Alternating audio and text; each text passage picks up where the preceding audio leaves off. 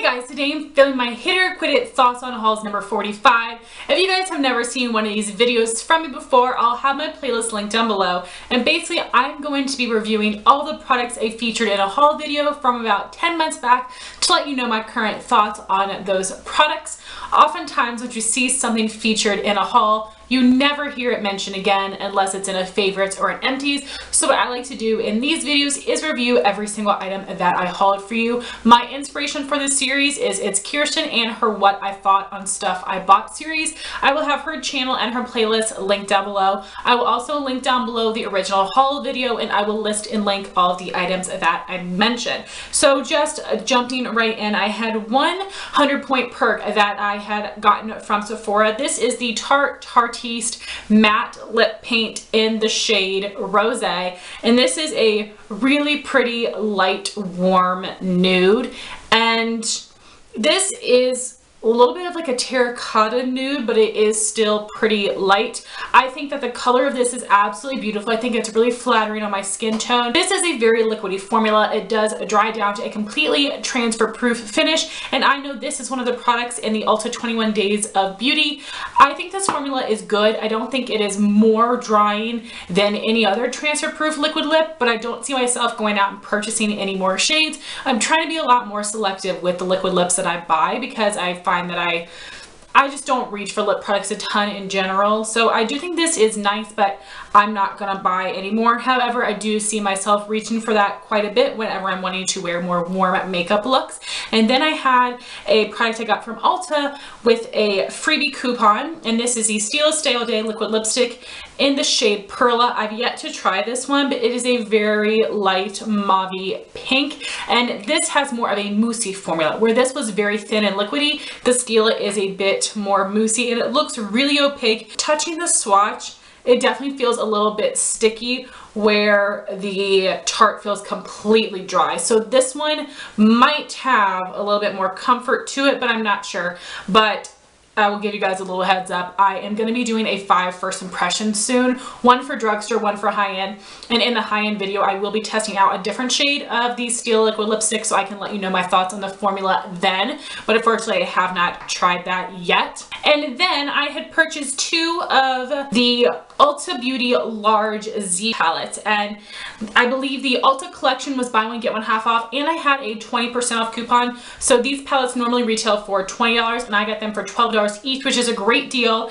As I'm filming this, these palettes are currently on sale for $10 as part of the Ulta 21 Days of Beauty. By the time I post this video, I'm not sure if that will still be the case, but I did let you guys know that in a pinned comment in my Ulta 21 Days of Beauty guide video, so hopefully you guys were able to snag it because that's an amazing price. I know that I'm going to be picking up another one because I do plan on trying out some different single shadows from Divina and from Luxie. I talked about them in the 8 brands I want to try in 2018 video, which I will link for you guys. So anyway, I think this palette is amazing. I bought 2 of these, one for Anastasia shadows, one for ColourPop shadows. I love the Z palettes so much because they are a really nice sturdy cardboard. They have a magnetic closure and the clear window, which is super important to me. I like being able to actually see what the products are inside. Most magnetic palettes don't have that clear window, and I know there are options that are a little bit cheaper, but I think this one is very cute, very functional, and if you can get it for a really great price, highly recommend. And also, because this exact design was created with the Ulta Beauty brand, this is counted as a drugstore item, so you can use the drugstore coupons on this. Also, you can find this product in store in the Ulta Beauty section, so make sure you look for that. I know I'll be picking up another one of these. It is absolutely incredible and definitely comes in handy for me. And then I had a couple things I picked up from Colored Raine. The first is the Queen of Hearts palette. If you guys have not seen the Queen of Hearts palette yet, this is what it looks like. I do have an entire palette of the month review video, which I will have linked above for you guys. In here, you do have some shimmers, foiled, and matte. I think the foiled shadows are incredible. Definitely the same kind of formula as a Makeup Geek foiled shadow. Super duper pigmented, a little bit creamy to the touch. I think these are very long lasting. They look beautiful on the eyes. I love all of these colors, but honestly, I could tell you that if I went back in time, I would not buy this for the fact that I have all of these colors a million times over in my collection because these are tones that I reach for. I don't regret having this because I think the formula and the colors are very, very beautiful, but like I said, I do have duplicates in my collection, and I bought this when they restocked before they decided to make this permanent. So still a good item, but I could do without it in my collection. Then I had picked up 4 colored Raine single shadows, and these are, let me see if I can get it right, Side of Olives, Malibu, Vintage, and Native. Let me double check.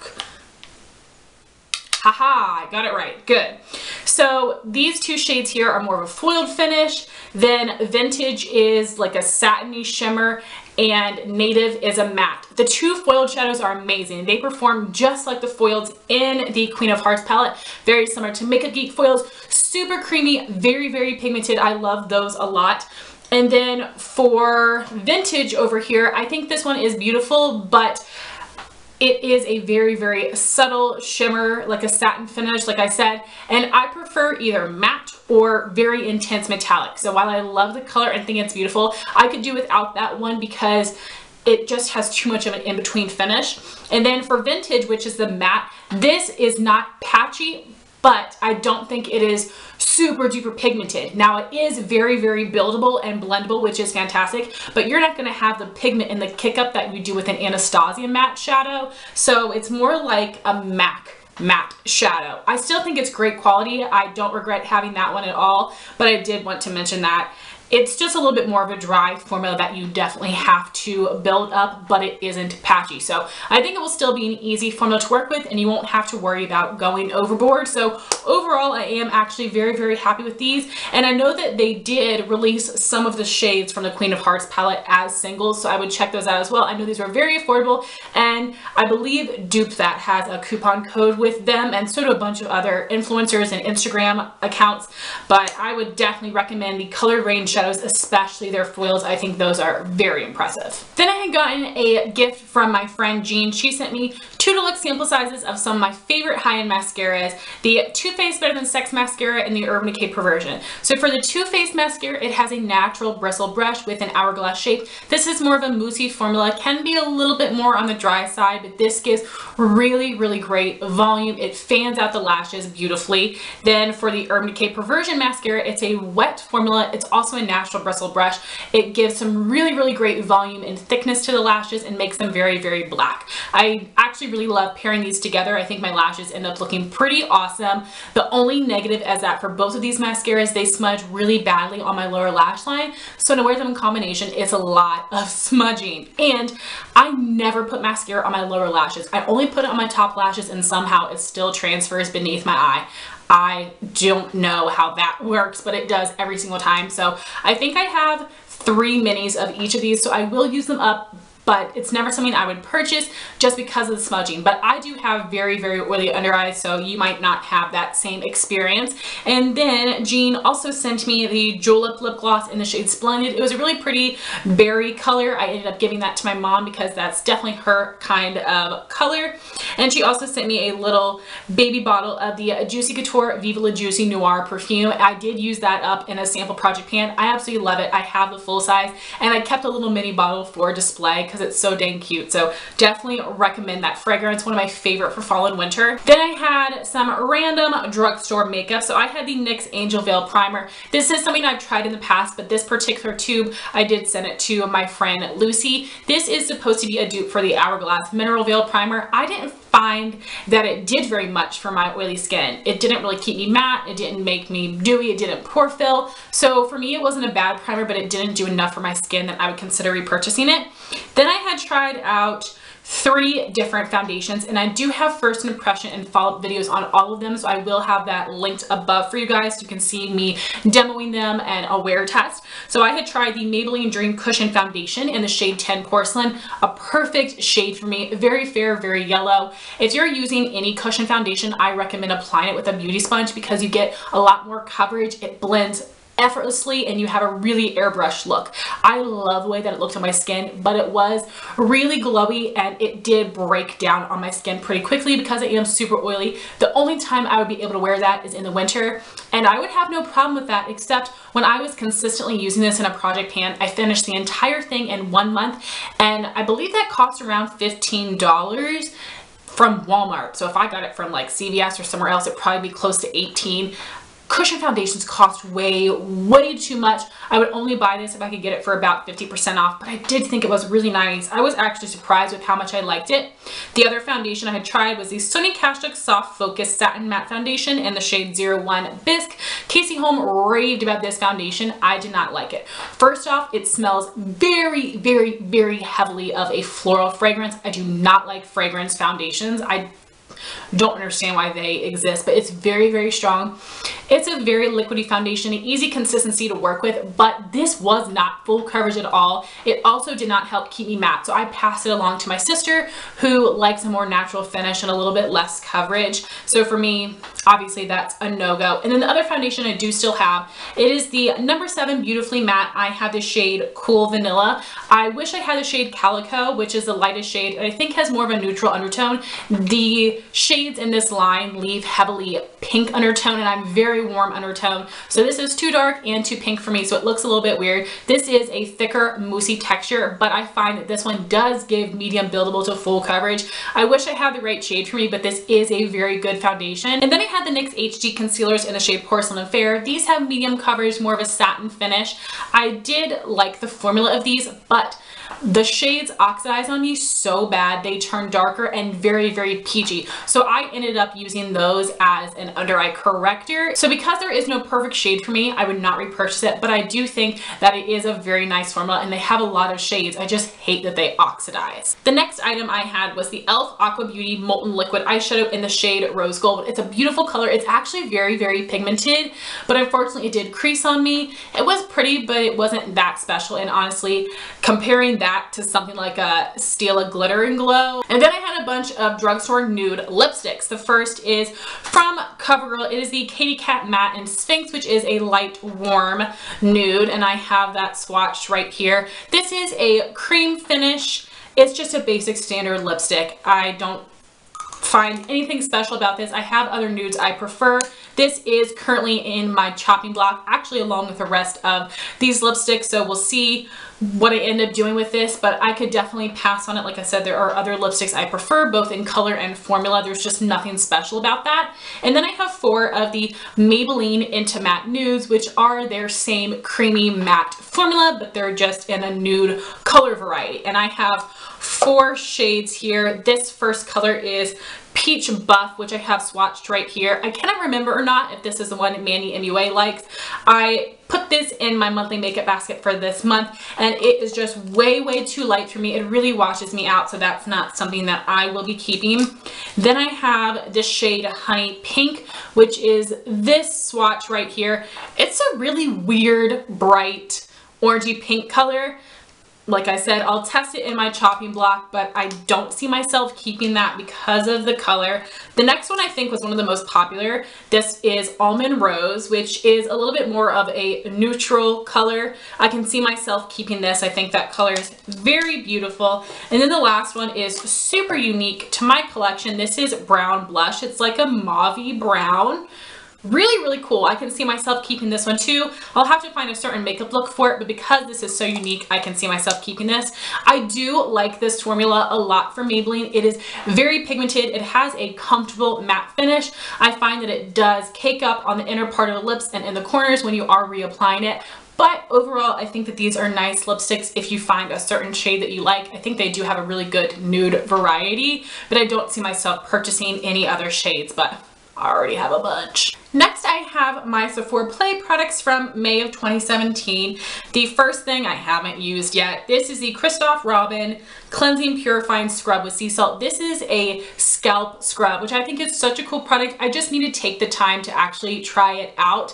I'm really intrigued by it, but for some reason I think it makes me a little nervous. Then my skincare product is the Sunday Riley Ceramic Slip Clay Cleanser. This sounds amazing for my skin type. I've never tried anything from this brand. It's a great size. I haven't used it yet. I have so many backup cleansers. I am never going to get through them, and I don't want to open something up and have it go bad, but I'm excited to try that still, I promise.